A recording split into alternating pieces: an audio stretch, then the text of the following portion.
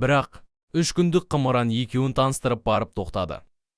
Бір жұма өткен соң екеуі жұмыс аяғында кездесуге уағда байласты. Малике дүкеннен шыққанда Сәргел есік алдындағы телефон автоматтың жанында үстіне ағаш көйлек кигендей сіресіп күтіп тұр екен.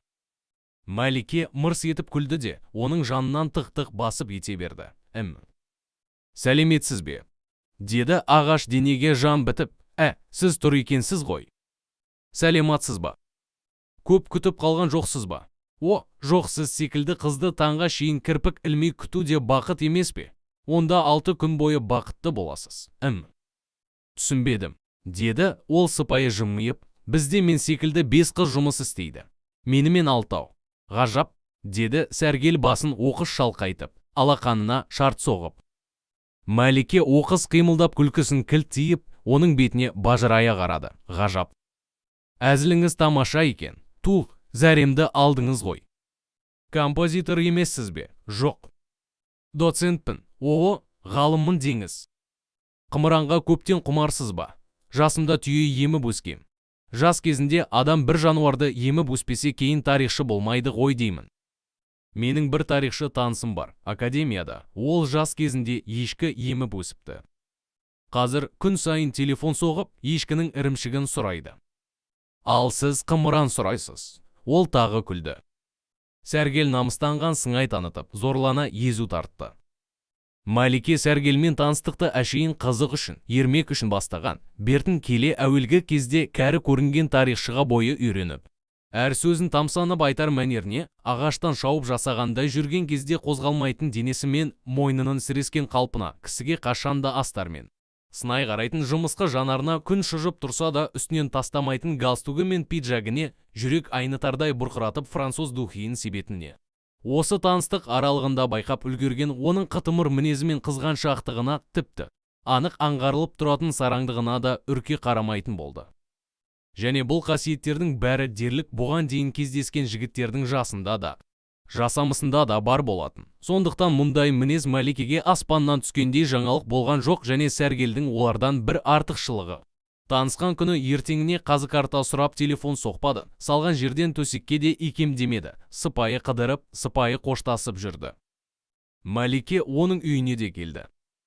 Қаланың қақ ортасынан ойып алынған 5 бөлмелі еңселі пәтер іші толған шетелдік жиһаздар мен 2 қабырға сірескен кітап, айнадай жалтыраған паркетті еден, мұндағы әбден қалыптасқан тазалық. Ең соңында үй иесінің білдей доцент екендігі бәрі жиылып оның ойына мұның жас жігіттерден қай жері кем. Олар бұдан несімен артық. Қайта бұл ойындағысын жалғандықпен жасыра алмайды. Бәрі алақандағыдай. Оның үстіне бұл менімен ермек үшін танысып жүрген жоқ. Осы ойы басында жылт етіп туы мұң екен, уақыт өткен сайын, онымен кездескен сайын, тіпті оңаша қалған сайын жиі орала беретін болды. Барлық әйелге тән шаңырақ қызығы, бала қызығы, жайлы тұрмыс қызығы оны күн асқан сайын баурап ала берді. Тек Сәргелдің бұрынғы әйелінен қалған 2 бала ғана оның алдында үлкен кедергі. Болашақ жайсы жайлардың ұйытқысындай боп көрінді. Сол екеуі ғана жарасым тауып кетер шаңырақтың жылуына салқындық сеуіп тұрардай сезінді. Оның бұл ойын Сәргел де айтпай аңғартып, 2 баласын бұрынғы әйелінің төркініне, нағашы аталарының қолына апарып тапсырды. Артынан келіп тұратынын, үзбей ақша жіберетінін, каникул сайын алып кетіп қыдыртатынын айтты. Уәде берді. Сөйтіп, олар қосылды. Тойға Қаратай да шақырылды. Ол кезде Қаратай совхоз директоры болатын. Әкелерінің әкелері ағайынды кісілер еді. Немере ағасының тойына ол жақсы сыйлықпен келді. Тіпті той шығынын түгелдей өзі көтеріп кетті. Сәргелдің де алыстағы ағайындардың ішінен Қаратайды таңдап шақыруы да тегін еместі. Міне биылғы жылы Қаратайдың қызы орта мектепті бітіріп оқуға бармақ ниет білдіргенде, Сәргел немере інісіне хат жазып, өз тарапынан да бір жақсылық жасайтын кезінің әлде қашан келгенін, Бағиланы университетке өзі орналастыратынын, қажет болса үйінде тұрғызуға да дайын екенін білдірді.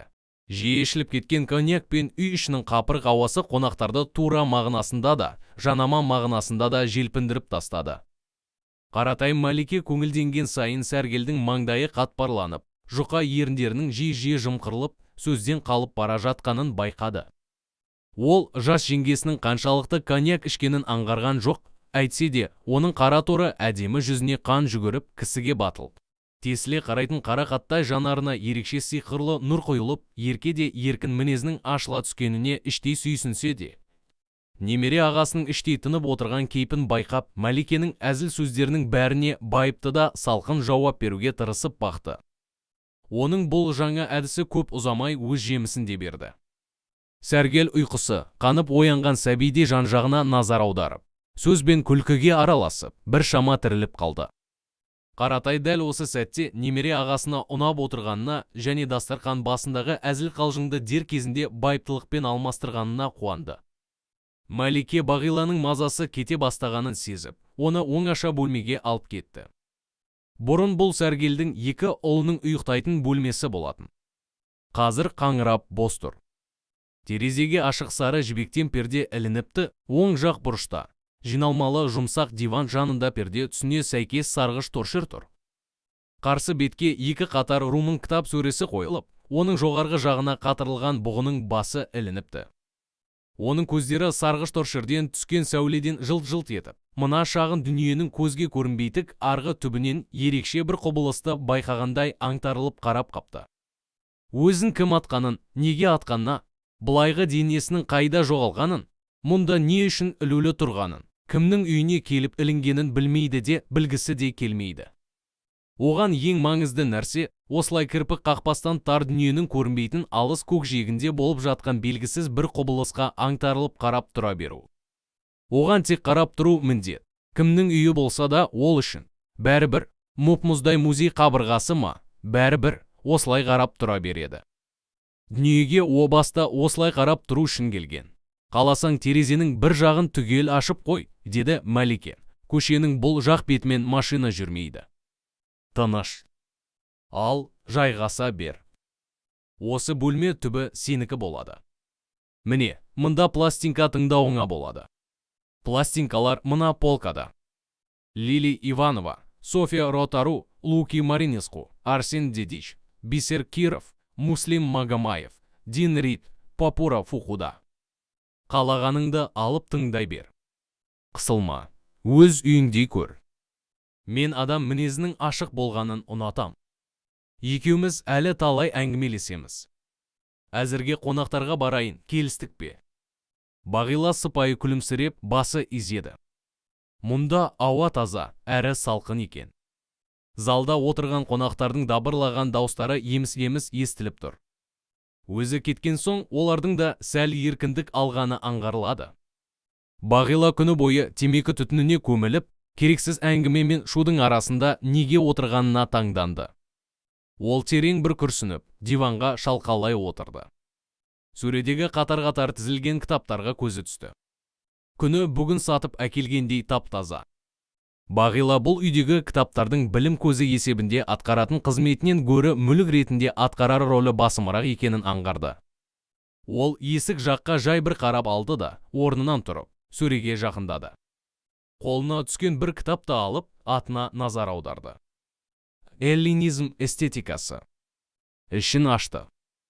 Бұған дейін қол тимеген болса керек. Кітап беттері беймезгіл мазасын алғанына наразылық білдіргендей сытыр-сытыр етіп, 2-3 беттен қосарланып қинала ашылды. Ол бір-біріне жабысып қалған парақтарды ажыратып, алғашқы бетін оқып көрді. Әріптері ұсақ, оқуға қиын екен. Жарты бетін жүгіртіп оқып шықты. Шала ұқты. Көп сөйлемдерді түсіне алмады. Сонан соң орнына қайта қойды. Диванға кеп отырды. Басын қайтадан жоғары көтергенде кітап сөресінің үстіндегі бұғының кепкен басын көрді. Оның көлеңке жақтағы көзі бұған ұрлана қарап тұрған сияқты. Бағиланың денесі тітіркеніп, жүрегі мұздап кетті. Ол орнынан ұшып тұрып, есік жаққа келді де, үлкен люстраны жарқ еткізді.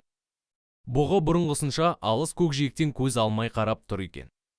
Мұнымен ісі жоқ, тіпті бұға назар аударуды тәкаппар басына ар санайтын сияқты. Оның көңілі жайғасып, орнына отырды, люстраны сол бойы өшірген жоқ. Жол ұрды боп шаршағандықтан, әрі залдың әлгі қапырық ауасынан басы зыңылдай бастаған сияқты. Ол диван ортасында тұрған қос жастықты жаймен терезе жақ шетке итеріп, әлдекімді оятып алмайын дегендей сыбысын білдірместен жастыққа басын қойды. Жатар кезде тізесінен сәл жоғары көтеріліп кеткен юбкасын қолмен ақырын төмен түсіріп, кірпігін айқастырды.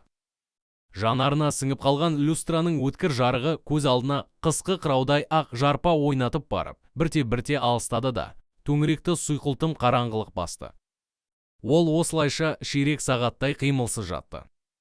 Төбеден шақырайған жарық терезенің ашық сары пердесіне шағылысып, сүт бетіне біркелкі тараған кепірес тамшысындай Бағиланың мінсіз ақ жүзіне жарасымды сарғыш реңк қосып тұр. Табиғат бар өнерін сарқа жұмсап, осы бейнені жасап біткен соң, бұл сұлулықты азырқанғандай қою түннің жасымақтай бір түйірін ойып алып, мәрмәр беттің сол жақ етегіне мен етіп жабыстыра қойыпты. Қарсы көрінген қара шағаланың қанатындай шашаусыз біткен имек қас ширек шеңбер тәрізді біркелкі жұмылған кірпіктермен ерекше үйлесім тауып, табиғаттың шебер суреткер екенін осы үйлесімдік арқылы маңайға паш етіп тұрған секілді. Екі қастың ентелеп кеп қосыла алмай қалған тұсынан басталатын әдемі қыр мұрны ұстасаң үгітіліп кетердей бір-бірімен болар-болмас қиюласып жатқан томпиған балаң еріндерге бағыт сілтеп тұр.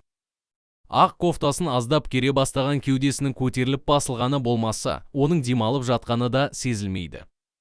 Бағиланың дәл қазіргі қалпы мен бүкіл болмысы адам баласының сұлулық пен пәктік қандай болмақ деген сауалына жаратылыстың үнсіз беріп тұрған жауабына сайғандай.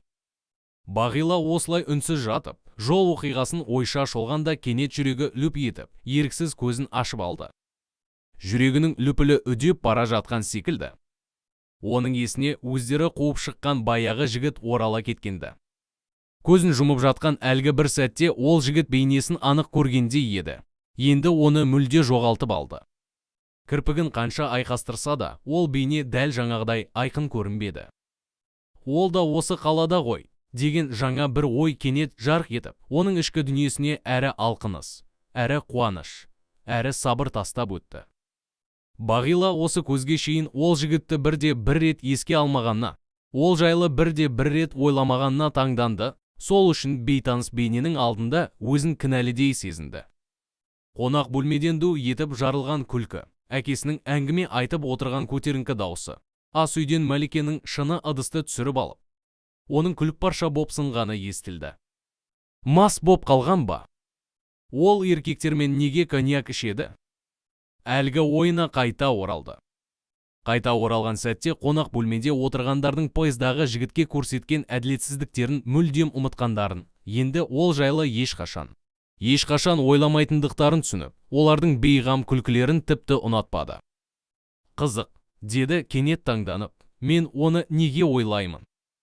Неге оны ойлауға тиіспін және ол жайлы ұмытып кетті деп қонақ бөлмеде отырғандарды не үшін кінәламақпын? Оны поездан түсіріп тастаған жоқ қой, бар болғаны басқа купеге ауыстырды. Екі адам келе жатса, басқа купедегі жалғыз адамның орнын ауыстыруын ол да сұрар еді. Өтті де кетті. Ондай ұсақ оқиғаны мен емес, өзі де ұмытқан шығар. Мен неге өзімді кінәлі санаймын? Әуелгі кезде жаңалықтай боп көрінген бұл сауал оның санасындағы жігіт бейнесін бір шама көмескілеп, бейтаныс адам жайлы ойлай беруге ешқандай негіз жоқ деген қорытындыға әкеп тіреді. Осыған дейін түйгенінің бәрін өткінші аяушылыққа жорып, соңғы қорытындыны бірден бір дұрыс шешім деп алаңсыз сенуге бет бұрғанда, санасының терең түкпірінен өзіне түсініксіз қимастық бір сезім бөлекше бас көтерді. Енді ол соңғы күдігі мен кенже ойының арасында жатып, ми қатпарының басқа бір нүктесінде өз бетінше пайда болған. Оның аты жөні кім болды екен? Деген тосын сұраққа еріксіз таңғалды. Кейде адам санасы мен миы бұрын келіп түскен сауалдарға өз бетінше автономиялы түрде жауап әзірлей беретініне алғаш көзі жетті. Есік ашылып, Мәликенің тамаққа шақырған даусы естілді. Асқа зауқы болмай жатса да, ізет сақтап, қайшылығы мен қызығы мол ойларын амалсыз диванда қалдырып, орнынан тұрды. Есік тұтқасынан қолын айырмай, мұны күлімсіреп күтіп тұрған Мәликеге қарсы бара жатып жай ғана күрсінгенін Бағила өзі де аңғармады. Бағана араларында отырғандықтан мән бермеген бе, Бағила уақытша кетіп қалып, қайта оралған сәтте Қаратай мен Сәргелден басқа жұрт сөздерін кілт тоқтатып, абдырап қалды.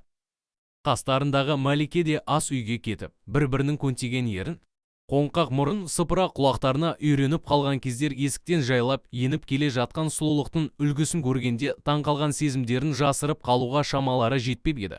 Тұрғат орнынан ұшып тұра бергенде, стол ернеуіне жақын қойылған тарелканы белдігінің доғасымен іле көтеріп, салатымен қоса төңкеріп тастады.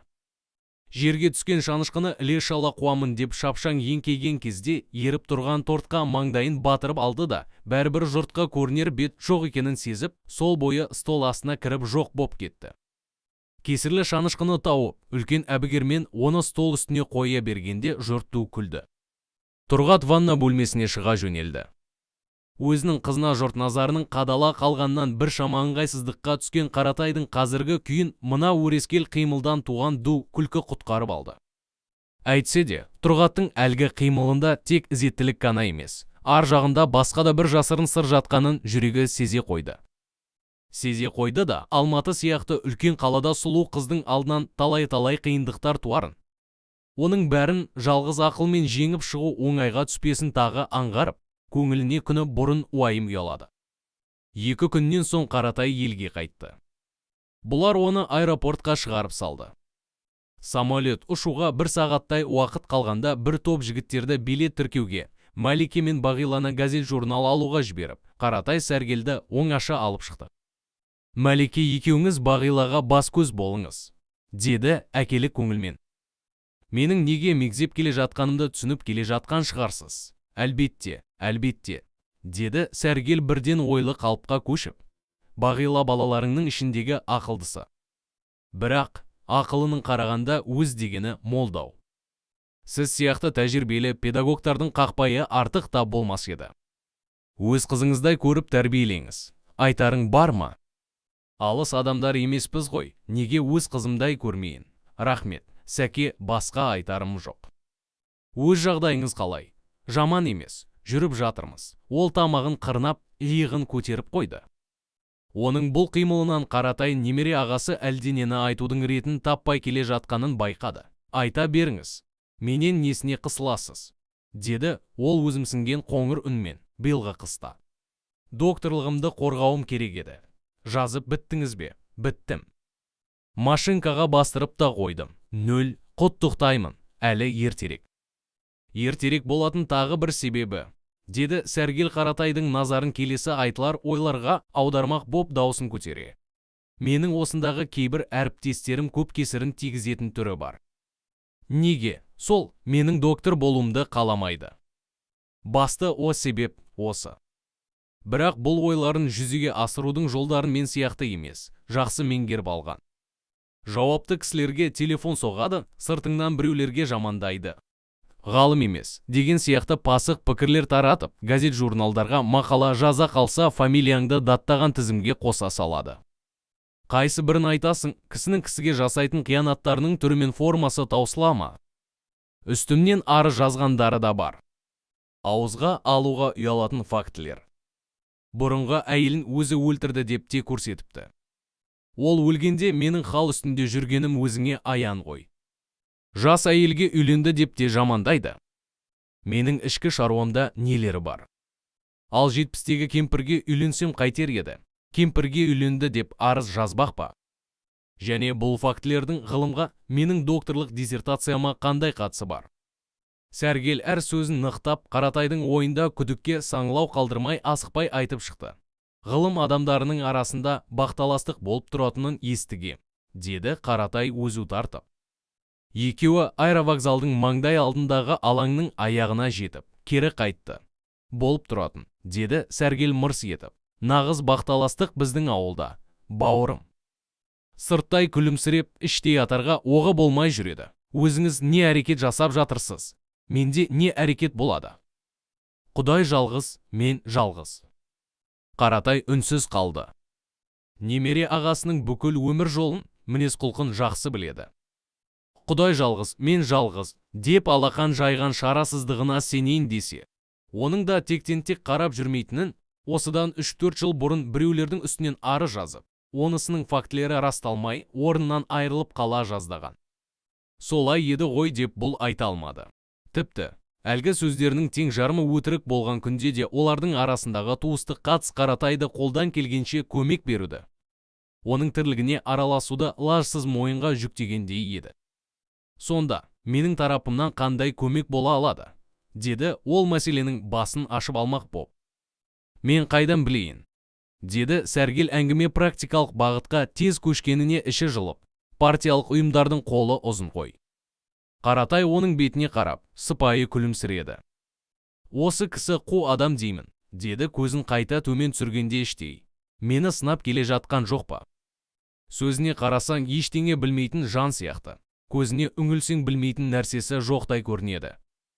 Мұндай мінезді қайдан тапқан? Адам өзгереді деген расқау шамасы. Олар тағы кері бұрылып, қатарларын жазбай ілгері жүрді.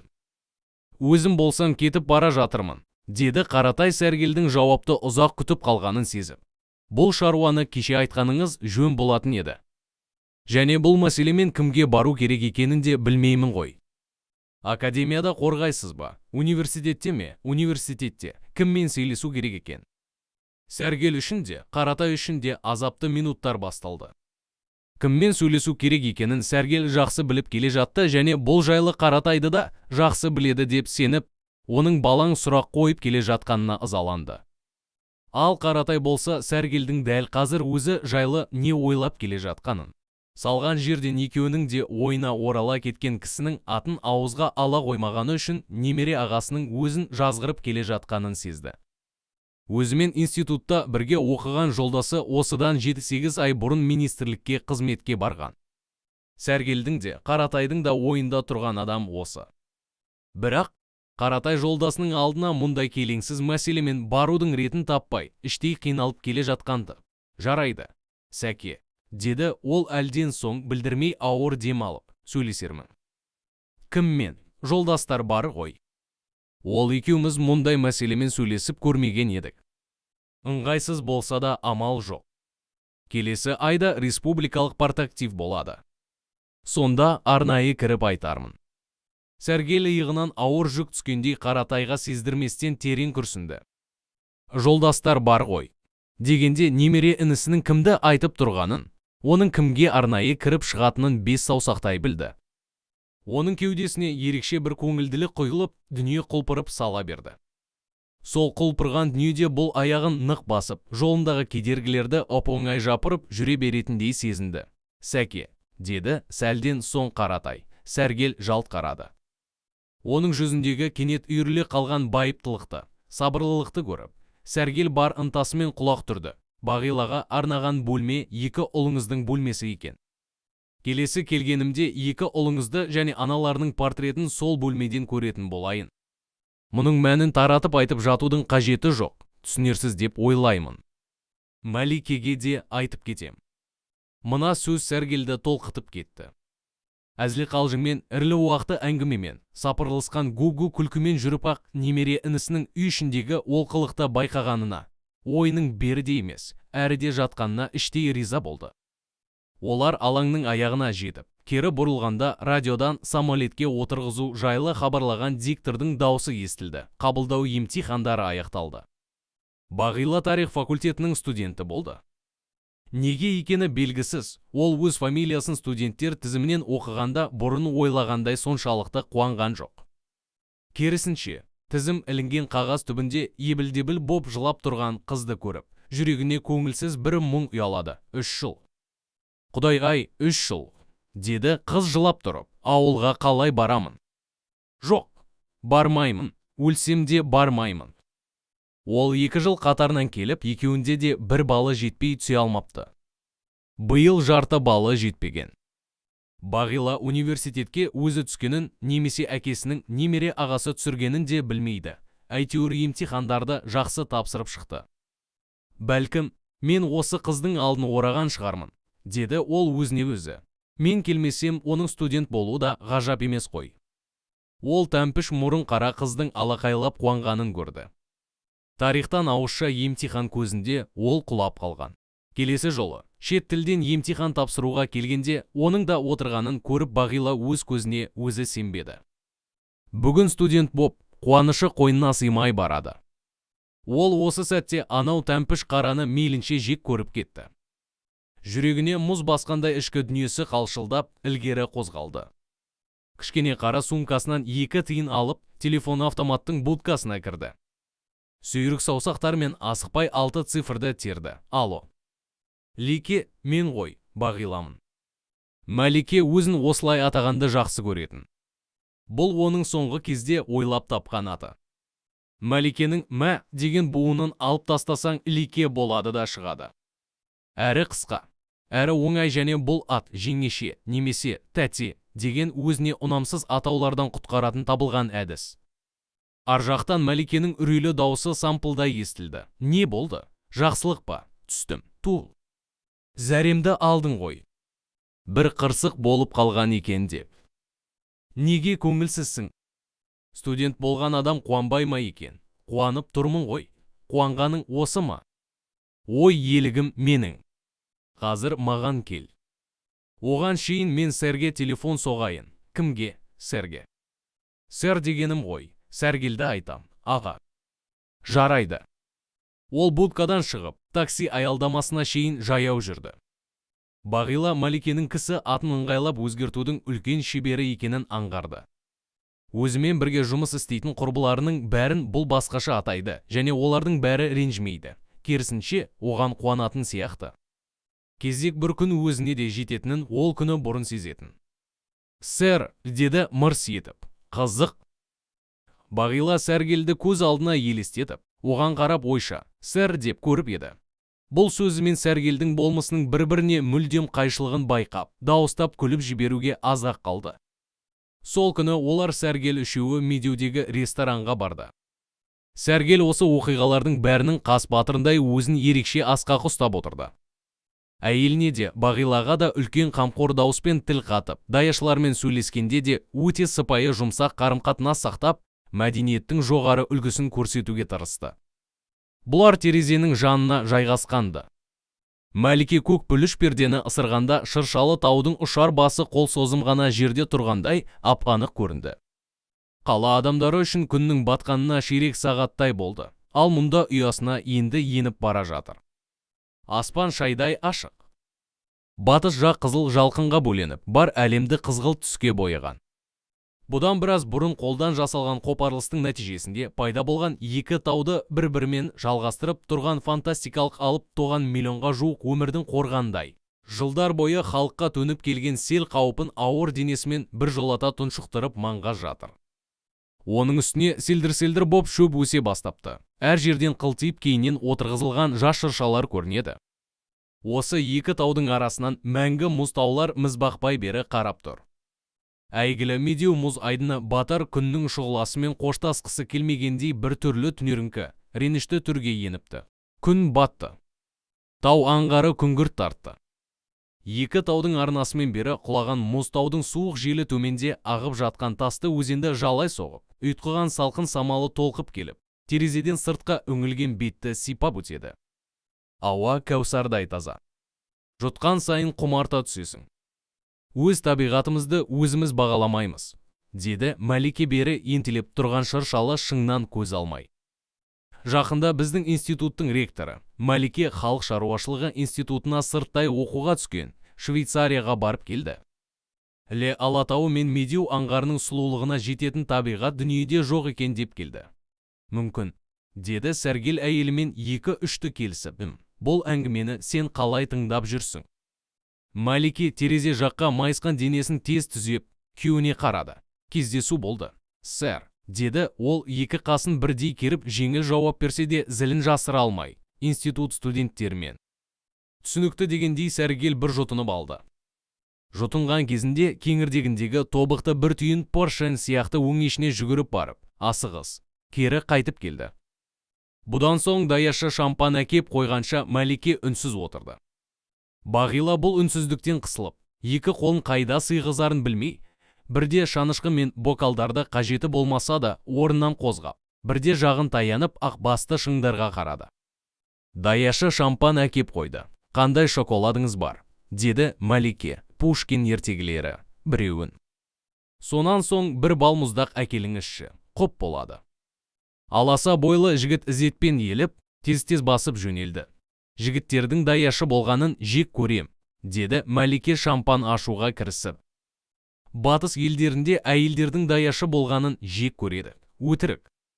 Бәрі ойдан шығарылған нәрсе, деді Мәлике күйеуіне ғана емес, осы идеяны қолдаушылардың бәріне қол сілтеп, табиғаттың өзі әйел мен еркекке о баста атқарар қызметін бөліп берген. Кейін бәрін шатастырып алдық та, ненің дұрыс, ненің бұрыс екенін айыра алмай қалдық. Шампан жылылау болуы керек. Басындағы сымы босасымен тығынын зор тегеурінмен жоғары итере бастады. Мәлике тығынды жантайтып, газын шығаруға үлгере алмай қалды да, ол тарс ете түсіп, әйелімен айтысқысы келмей терезеге қарап бейғам есінеп отырған Сәргелдің бетін ақ көбік жуып кетті. Ол судан шыққан мысықтай пысқырынды да қалды. «Сэр, кешір, мен байқамай қалдым», деді Мәлике көзін әлі аша алмай отырған күйеуіне жаны ашығандық білдіріп. Сәргел бүгінгі жоғары мәдениеттілігінен тайған жоқ. Мәликенің орнынан тұрып барып сүрте бастаған орамалын өз қолына алды да, көзінің алдымен мойнын құрғатып жатып, «Осыдан кейін еркек даяшыны қалай жақсы көрмессің», деді. Бұл Сәргелдің көптен бері тауып айтқан сөзі еді. Және сәтсіз ашылған шампаннан соң бүгінгі кешті бөлінген кешке санап тұрған Мәликеге ол айрықша әсер етті. Өмірінде алғаш рет күйеуіне шындап жүрегі жылыды. Ол еркелей басып орнына кеп жайғасты. Шампанның жартысы стол үстіндегі ақ жапқышқа ағып, жайла сіңіп кетіпті. Мәлике қалған шампанды қолына алып көтеріп тұрды да, «Сэр, сіз ішесіз бе? Әлде жаңа тойып алдыңыз ба?» деді. «Ішпесем де болар еді. Бірақ құй», деді ол бокалын ілгері жылжытып. Қызың оқуға түскенде Мәлике бізді шампанға шомылдырды десек Қаратай қалай түсінер екен? Идея. Мәлике шампанды 2 бокалға тең бөліп құйды да, Бағилаға өз бокалынан 2-3 тамызды. Бүгін оған телефон соғып, қызықты айтайық. Қане, Бағиланың студент болған тойын бастайық. Қадамың құтты болсын, бақытқа жет. Екеуі ыдыстарын орталап барып столға қойды. Бағила бокалды ырым үшін еріне тигізді де қайта төмен түсірді. Даяшы шоколад пен балмұздақ әкелді. «Ал, сүйікті асыңа кірісе бер», деді Мәлике қызға күлімсірей қарап. Бағила кішкене қасықпен балмұздақтың шетінен кертіп алып аузына салды. Сол кезде есік жақта столда отырған 4-5 жігіттің біреуі өзінен көз алмай қарап отырғанын көрді. Шашы иығына тиген, ат жақты, ашаң жігіт. Индейцтерден аумайды. Ол балмұздақты орталай бергенде есік жаққа тағы көз тастады. Жігіт иегін алақанына тіреп, әлі телміріп отыр екен. «Лике, маған ана бір жігіт тесіле қарап отыр», деді сыбырлап. «Қайсы?» «Есік жақта». «Шашы ұзын, саған жігіттердің тесіле қарауы мені таңдандыра алмайды». «Әлі алақанымен иегін тіреп отырған ба?» «Иә, қарама. Қарасаң ондайлар көңіл бөлді деп жабыса кетеді. Суретші ме, мүсінші ме, сол ауылдың адамы болу керек. Оны қайдан білдіңіз?» «Олар ең әуелі сақал қойып, шашын жібереді. Неге, түсінсем бұйырмасын. Сақал қойып, шаш жібермесе оларды муза өнер ордасына кіргізбейтін болу керек. Ал көсе болса ше?» Мәлике Бағилаға жалт қарады. Оның аласы аз қара көздері күлімсіреп бұған сүйсіне қадалып қапты. «Браво, браво», деді ол алақандарын бір-біріне дыбыс шығармай соғып. «Сэр, есіттің бе? Бағиланың фантазиясы жүйрік емес пе?» Сәргел «Есіттім, ризамын» дегендей жымиып басын изеді. Сол жақ қарсы бүйірдегі оркестр әлде итальян, әлде швед ансамбльдерінің репертуарынан эстрадалық музыка ойнай бастады. Барабанда отырған грек тектес қаусақал жігіт кешеден бері өз аспабын сағынып қалған болуы керек. Басын төмен тұқыртып құлшына соғуға кірісті. Ара-арасында естіліп қалатын жаздың жез даусы өктемдік алатыны болмаса, басқа аспаптардың үні барабан астында әлсіреп, талмаусырап естіледі. Мәлике барабаншы жігітке жақтырмай, тыжырына қарады. Ол алғашқы сәтсіз некеден кейін барабаншы атаулыны көргісі келмейтін. Жұрт билей бастады. Құтырынған оркестр сияқты ешкім би тәртібін сақтап жатқан жоқ. Көпшілігі құр секеңдеуде. Оркестранттар жұртқа осындай желік бітірген өз құдіреттеріне разы болғандай, әрқайсысы музыка аспабының даусын барынша шығарып, аянбай ойнауда. Ботқа боп араласып жатқан берекесіз биге стол 2-3-2-ден жіберіпті. Кейбіреулері кісілерін түгел аттандырып қаңырап бос тұр. Тізесіне 3-4 елі жетпейтін, қысқа қара юбка киген жап-жас қыз үш жігіттің ортасында билеп жүр. Жауырынын ғана жауып, аққұба жүзіне мейлінше жарасын беретін су персіндей аппақ шашы төбеден құйылған люстраның шақырайған жарығымен жалп-жұлт етеді. Ол басқалардай секеңдемей, бір қалыпты, әсем билеп жүр. Қара гефюрден тігілген, омырауы түсіңкі жеңіл кофтасы ақ шаш, ақ денемен таласып, оның сымбатын аша түскен. Сәл көнтектеу қалың еріндері жымиып, ар жағынан маржандай ақ тістері болар-болмас көзге шалынады. Ол билеп жүрген жоқ, жұртқа әдемі мүсін мен жастықтың қандай екенін көрсетіп жүрген секілді. Қыз қасындағы жігіттің алақанына алақанын соғып, музыка ырғағымен бір айналғанда, қысқа юбкасын желкеулеп, ақ плавкасы жылт ете қалады. Ресторандағы кәрі жас одан көз алар емес, әсіресе еркектер жағы жалпы бидің басқа жағымен мүлде ісі жоқ. Бар ынталарын осы төртеуіне, қасындағы әйелдерінен жасырып айтқанда қызға қарап қалған. Малике еркектердің көпшілігінің басында дәл қазір өтіп жатқан тек бір жақты процестерді байқап, ұрлана Сәргелге қарады. Оның кеңірдегіндегі паршен жайлап өңешіне барып қайтты. Малике мырс етті. «Вот, оңбаған», деді іштей дәмесін қарашыгей, мұның. Өзінен 16 жас әйелі бар және жаман да емес. Сөйте тұрып поршені жыбырлайды. Жалпы ұятты бұлай қойғанда еркектерде мида қанағатта жоқ. «Сэр, салатың суып қалды ғой», деді ол музыка біткен соң қасақана ұяң дауыспен. Сәргел қолындағы тәтті күлшесінен айырылып қалып, оның соңынан талпынған баладай бері қарай оқыс бұрылып, шанышқысымен салатқа бас салды. «Жүгенсіздік», деді ол аузына помидордың бір түйірін салып жіберіп, әке-шешесі қайда жүр? Осындай қыздардан жөні түзу ана шығады дегенге сенбеймін. Күні бойы сені осы ой мазалап отырды ма? Енді не дейсің? Ол жалтарып кетті. Жалтарғанын Малике де сезді, бірақ ары қарай қазбаламады. Осы кезде есік жақтағы столда қызмет етіп жүрген ұзын бойлы даяшы жігіт бұлардың қасына келді де, подносындағы шампан мен 2 шоколадты алдарына қойды. «Біздің қонақтардан», деді ол жымиып. Анау, шеткі столда отырған жігіттер жіберді. «Мынау, хат. Сізге». Ол 2 бүктелген жылтыр қағазды Бағиланың алдына қойды да, ұзай берді. Сәргелдің көзі даяшыда, Малике, Бағила аралығында алақтап не айтарын білмей қалды. Намыс пен ашу бойын кернеп, шеке тамырлары бүлк-бүлк соқты. Сендер немене, бейтаныс біреулердің шампаны мен хатын шынымен қабылдамақсыңдар ма? Неге үндемейсіңдер? Иә, біз шампаннан тапшылық көріп отыр едік. Өзіміздің даяшыны шақыр, кері қайтарып жіберейік. Сәргел даяшыны шақырып, стол үстіндегі кірме дүниенің бәрін подносқа өз қолымен салып, келген жағын саусақпен нұсқап қайтарып жіберді. Даяшы кеткен соң саусақтарын бүгіп жазумен болды. Сәргелдің бөгде сыйды қайтарып жібергенін іштей құптаса да, Малике келмеске бағыт алып, бірте-бірте алыстап бара жатқан 2 бүктеулі қағазда не жазылғанын біле алмай қалғанына аздап өкінді. Дегенмен, деді, ол күйеуін бұдан әрі ашуландырып алмаспын деген баяу үнге басып. Олардың не жазғанын оқи салу керек еді. Ол бізге жабысып қалмайды ғой. Иә, әуелі не жазылғанын оқып көр, сонан соң танысып көр. Одан кейін шақырған жеріне барып көр. Оқы, болды. Әлі ашуың басылмаған екен. Бәрін оңайлатып жібердің ғой. Әйелдер жайлы сен ештеңе де білмейсің. Олар еркектерден 100 есе тұрақты, білеміз, өтірік. Әйел жанын ешқандай данышпан білген емес, ешкім түсінген емес. Түсінбейді де, білеміз. Сәргел әр әрпін ежіктеп қадап айтты. Малике позициясынан тайған жоқ. Ол сен білетін әйелдер. Ондай әйелдерді білудің де қажеті жоқ. Соңғы сөз Сәргелді ашу мен ызаның шегіне бір-ақ жеткізді. Ол сөйлей алмай тығылып, басын қайқайтып алды да, еріндерін қымқырған бойы отырып қалды. Аузын ашса жарылып кетер түрі бар. Даяшы ыстық тамақ әкеп қойды. Жігіт, тағы бір шампан беріңізші, деді Малике күйеуіне қыр көрсеткендей келте қайырып. Құп болады. Қазір, оны кім ішеді? Сәргел оқты көзімен әйеліне ата қарады. Өзім.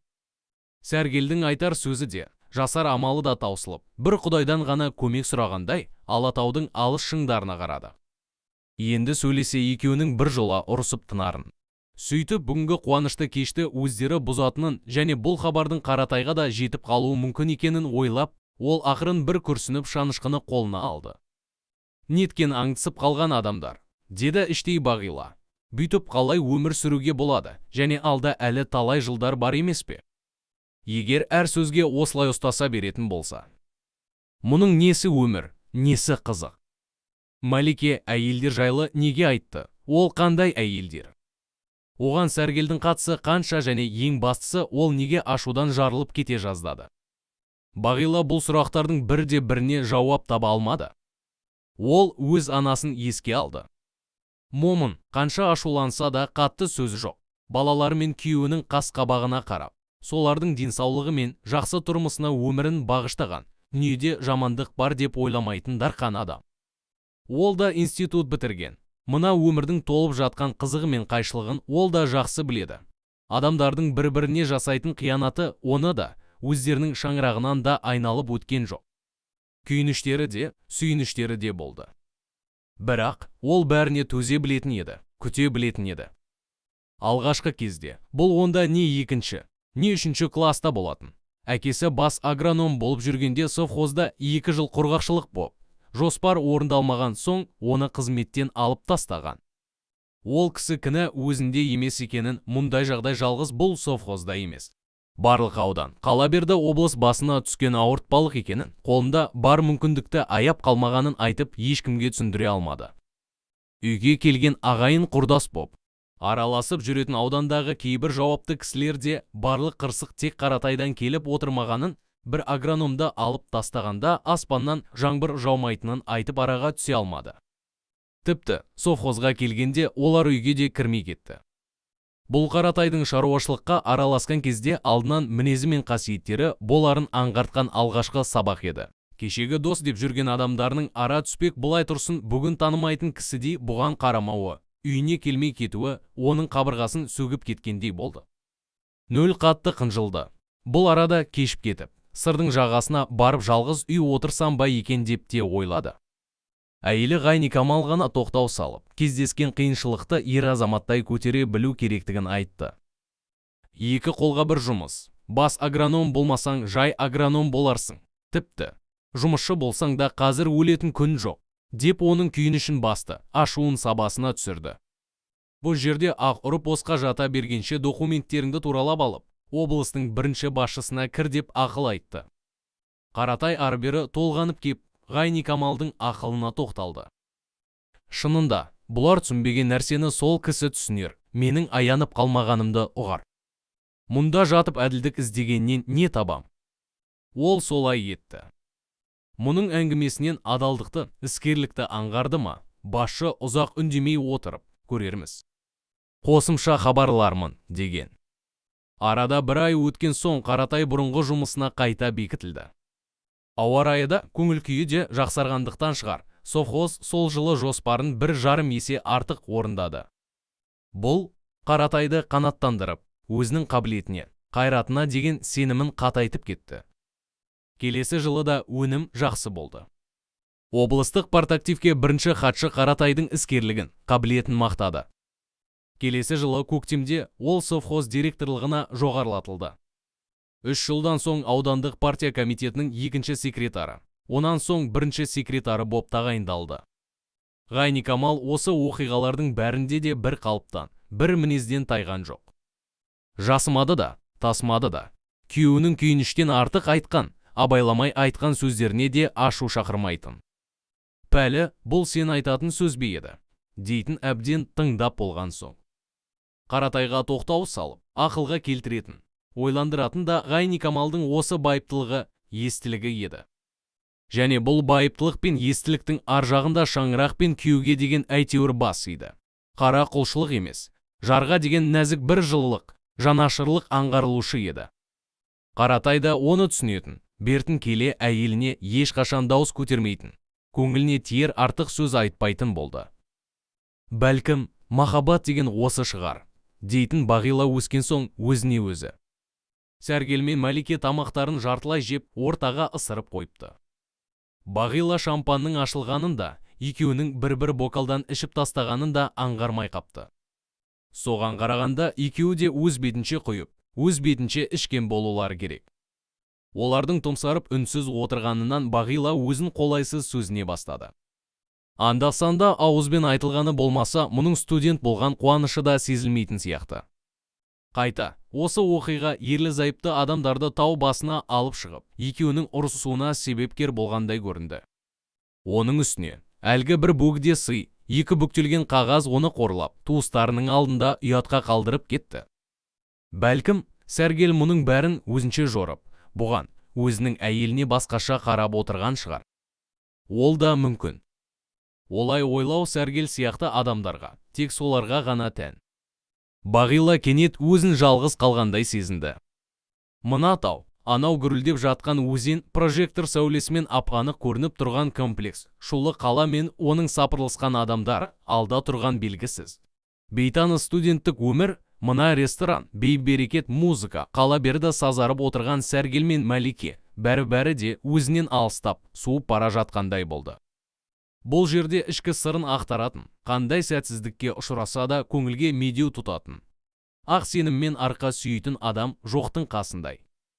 Сонау алыста өз туған үйінде, туған топырағында бұл ешқашан мұндай жалғыздық сезінген емес. Азды-кепті өз басына, өз ортасына лайық жайсыздық көрседе бүйтіп өгейсімейтінді. Қайта құлшынып күресетін, айтысатын, дәлелдейтін. Жатсыну, өгейсу, жалғызсырау деген атымен жоқ еді.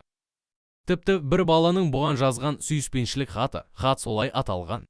Үйге келгенде інісінің қолына түсіп, ол кешкілік семья мүшелері толық дастархан басына жиналған сәтте сампылдап тұрып оқып бергенде де жанын өгейсу, жалғыздық билеген жоқ. Еңіреп жылаған. Ол хатты кім салғанын да білмейтіндігін айтқан. Өзі күткендей әкесі бұған ұрысқан жоқ. Қайта 5-ші кластағы баласына зекіді. Ол да бір бұрышқа барып жылаған. Үйдегі осындай шудан соң ертесіне Бағила класты аяғынан тік тұрғызғанды. Ақыры ғашық жігіт табылды. Сабақ үстінде собық жеп, жүгерімен қыздарды атып отыратын, алдына жан салмайтын жалқау бала бар еді. Сол боп шықты. Хатында ол Бағиланы алып қашамын деп нақты уәде беріпті. Адырға түсіп, атпен қашсам әкең машинамен қуып жете алмайды, депті. Баланың әке-шешесі шақырылды. Малшы адамдар екен, жиналыс өтіп жатқанда келді. Балаларына тағылған кінәні үнсіз тыңдап болған әкесі екі көзі шатынап, аудан басшысының қызын алып қашамын деп хат жазған дегенді естіп, баласына үрейлене қарады. «Нөл, есектің миын жеген доңыз», деді қонышынан қамшысын суырып, тұрған жеріңде жоныңнан таспа тіліп, кереге бау жасайын ба? О, миғұла, енді кеп. Ол баласына тап берді. Жұрт ду күлді. Жиналыстың берекесі қашты. Бәрібір протокол жасалып, бір данасы баланың әке-шешесіне берілді. Ол кезде жылап еді. Енді сол оқиға есіне түскенде Бағила өзінен өзі ұялып, болар болмас езу тартты. Іштей күлімсіреп отырып, ол өзінің бұдан 2 жыл бұрын тіпті бала екенін, сол 2 жылдың арасында да едәуір есейгенін, мектептегі 10 жыл өмір зулап өте шығып, оның бұдан бұлай осылайша естелік қана болып, ойға оралып отырарын ерекше бір қимастықпен түйсінді. Осы түйсіну үстінде көңіліне әлде қайдан кеп шым-шымдап ене бастаған жалғыздық мұны бұрынғысынан да күшейе түскендей болды. Көз алдынан студенттер тізімінің түбінде ебіл-дебіл жылап тұрған қыз елестеді. Ауылға қайтып бармақпын. Бармаймын. Ешқашанда деген сөзі ап-анық естілді. Студент болғанына қуанып, секіре жөнелген тәмпіш мұрын қара қыз да, әні, сумкасын бұлғақтатып жүгіріп барады. Ол бұрынғы емтиханда құлап қалғанын тіпті де ойлайтын емес. Сонан соң көз алдына кенет, осыдан 1,5 ай бұрынғы поезд елестеді. Ойда жоқта, табан астында поезд еске түсуі мұң екен. Бейтаныс жігіттің бұлыңғыр тұлғасы көрінді. Бағила оның түрінде анық елестете алмады. Тек салқын жанарын, салқын жүзін ғана ұмытпапты. Сол бейне елестеген тұста өз жүрегінің қайта лүп ете түскенін сезді.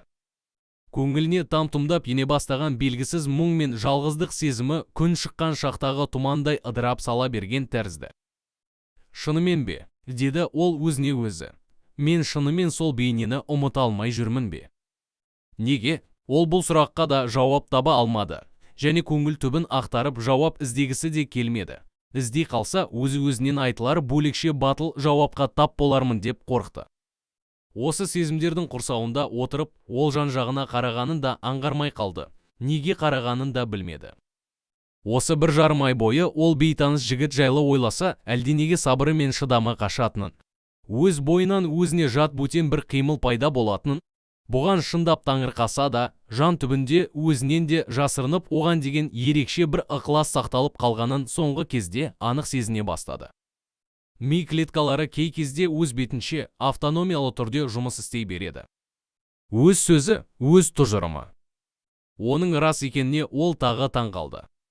Дәл бүгін осы отырыста ол жігіт жайлы ойламаған да, олай етуге мүмкіндігі де болмаған.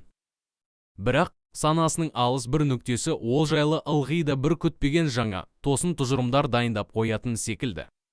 Тап қазір ол 1,5 ай бойы бейтаныс бейнені іштей іздеп келгенін, сапырылысқан адамдардың арасынан оған кездесе кетуді тілегенін мойындады. Сәргел мен Мәлике өз ойларымен әлек. Мұны тіпті бала санайды, сырт көзден баладай қорғайды. Несі бар, бұл да жаман емес. Бірақ, мұның осы сәтте не ойлап отырғанын олар білсе ғой. Жарты сағаттан соң олар даяшымен есеп айырысып шығуға беттеді.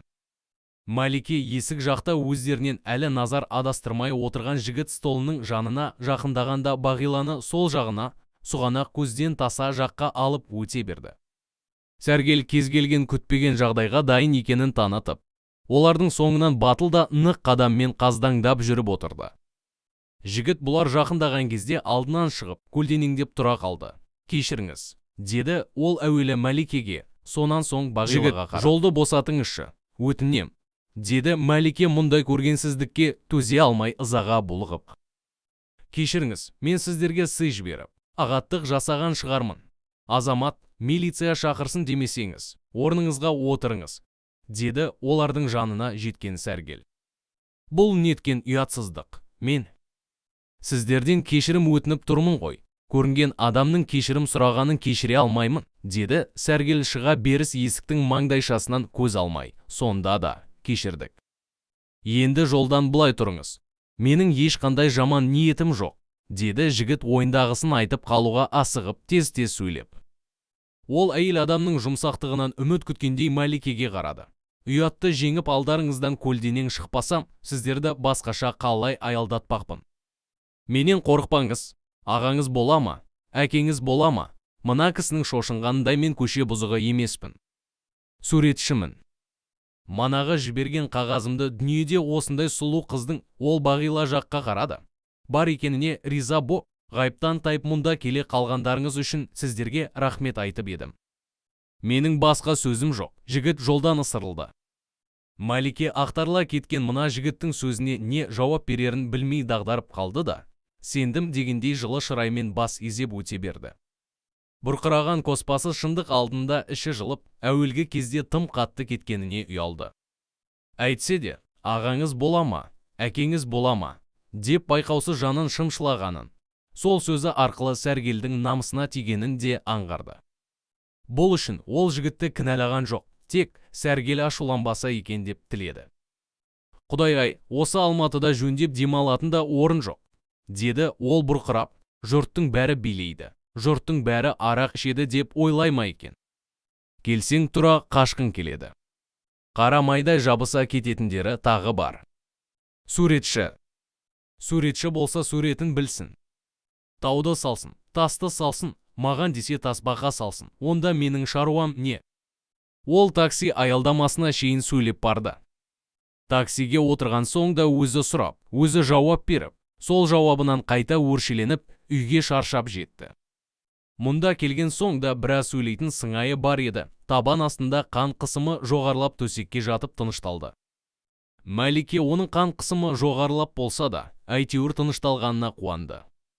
Қаратайдан құттықтау телеграмма келіпті. Оны ас үйде оңаша шай ішуге кіріскенде Мәликенің қолында тұратын сіңлісі берді. Бағила оны көрген сайын аяйтын. 4-5 жасар көзінде ойнап жүрген жерінен машина қағып, бір қол, бір аяғынан айырылыпты. Қатты шошынғаннан ба, мойны сол жағына қарай сәл қисая біткен. Сол аяғы тізесінен төмен қарай протез, ал оң қолы шынтағынан ішке бүгіліп жазылмай қатып қалған. Жүрген кезде протез аяғына киген туфлие тоқтық етіп, оң қолы жоғары төмен ербендеумен болады. Ол ешқашан өзге қыздар секілді үстіне көйлек, юбка киген емес, аяғын жасыру үшін шалбарын тастамайды. Бағила оны көз алдына шалбарсыз елестете алмайды. Ол жұрт назарына түспеу үшін үй ішіндегілердің бәрінен кеш жатып, ерте тұрады. Мәликенің айтуынша, ол бұларға онша да жақын емес, аталас қана ағайын. Тек ауылдағы әкесінің айтуымен Сәргелді ұзақ үгіттеп жүріп қызды осында тұрғызуға көндіріпті. «Манс, біз жоқта ешкім телефон соққан жоқ па?» деді Мәлике шайына варене салып жатып. Манс Мәнсияның қысқарған түрі, соқты. «Кім? Танымадым». «Бір ер адам. Сізді сұрады. Дауысы қандай?» Ол иығын қозғады. «Кәдімгі еркек дауыс, жуан ба? Жіңішке ме? Жуандау қоңыр дауыс. Актерлік тембірі бар. Тіпті солай де». Мәлике сыңғырлай күлді. «Сен сабағыңды оқып біттің бе?» «Иә. Онда Қаратайға заказ берші. Жатқанша сөйлесіп, одан өз аузыммен сүйінші сұрайын». Мәнсия үнсіз келісіп, орнынан ақырын көтерілді де, дүк-дүк басып телефон тұрған коридорға шығып кетті. «Оқуын қашан бітіреді?» деді Бағила үнсіз отыра беруден жалғып. «Биыл 2-ші курста». «Мен оқып жүрген института ғой. Бітіріп шықса екен байғұс». Оның қарсы алдымда отыра бергеніне жаным төзбейді де, әйтеуір бірдеңені сылтауратып жұмсай саламын. Оны қалай түсінетінін қайдам. Кемтар адамдарға қарасам жүрегім езілгендей болады». Ол жайлап күрсініп қойды. Сонан соң кенет Бағилаға қарап, «Сен ғажап сұлусың. Сенің қасыңда жүру әйел атаулығы азап. Әйелдер сені жек көреді. Менен басқасы». Ол сықылықтай күлді. «Мен еркек болсам қайтсем де саған үйленер ем. Бірақ сұлу әйелге үйлену де сор ғой. Қызғанышыңмен арпалысып өтесің. Сәргел ағам сізді қатты қызғанатын болуы керек. Сәргел ағайдың ауырып қалғанына мен кінәлі сияқтымын. Қысылма, ол бәрібір себеп тауып алар еді. Сыртқа шыққан сайын екеуміз шайысып қайтамыз». Әйеліне біреу-міреудің назары аусақ болды, ауыра бастайды. «Сен қызғаншақ жігітке жолама. Айтпақшы, манағы жігіт, суретшіні айтам, алғаш ойлағанымда емес, ұнап қалды. Ойындағысын ашық айтқан адамды ұнатам. Олар қашанда адал болады, арамдық пен қолыққа өзгелердей жақын жүрмейді. Музыка тыңдайсың ба?» «Тыңдайын, жүр». Екеуі ас үйден шықты. «Манс», деді Мәлике дауыстап. «Манс, сен қайда кетіп қалғансың? Заказ бердім. Күтіңіз», деді. Ол бөлмесіне барып жатып қапты. «Егер біз естімей қалсақ, шақырарсың. Жарай ма?» «Жарайды». Мәнсияның дауысы самарқау шықты. Мәлике эстрадалық музыканың үлкен білгірі, әрі табынушысы екен.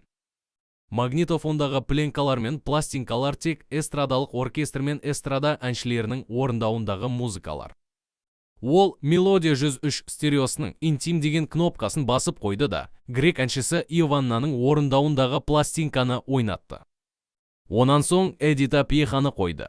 «Екеуін де ұнатам», деді ол креслоға шалқайып бойындағыны тап басады. Тебіреніп айтады. «Жалпы, мен үшін дауыстың онша қажеті жоқ. Жаны, жүрегі болса жетеді». Екеуі ұзақ уақыт үнсіз отырып музыка тыңдады. Жаймен ғана естіліп тұрған баяу ырғақ қиялды әр саққа бір жетелеп әлдилеп барады.